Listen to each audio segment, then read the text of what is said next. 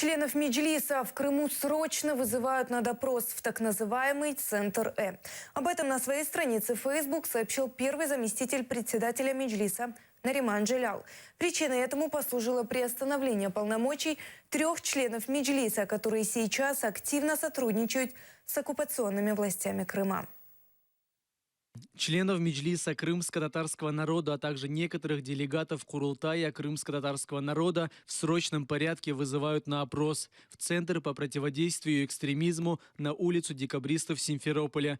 Силовиков интересуют обстоятельства принятых недавних решений Меджлиса о приостановлении полномочий членов Меджлиса Аблаева Эмирали, Якубова Руслана и Айдера Джумамбетова, а также освобождения последнего от должности зампреда Меджлиса. Хочу напомнить, что после принятия незаконного решения о запрете деятельности Меджлиса крымско-татарского народа было опубликовано решение Меджлиса, а в соответствии с ним издано распоряжение председателя Меджлиса крымско-татарского народа о введении чрезвычайного режима деятельности органов национального самоуправления крымско-татарского народа в условиях временной российской оккупации Крыма.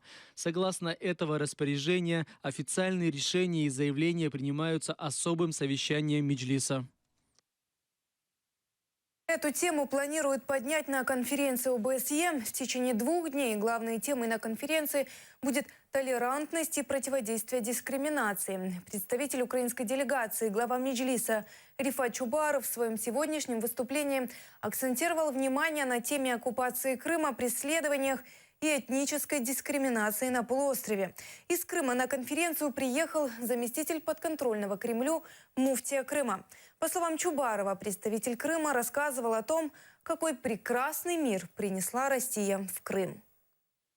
Запрет деятельности Меджлиса крымско-татарского народа, закрытие школ с украинским языком обучения, похищение и убийство мирных людей, незаконные аресты и лишение свободы среди тех, кто сейчас сидит в тюрьме, и заместитель председателя Меджлиса крымско-татарского народа Артем Чийгоз.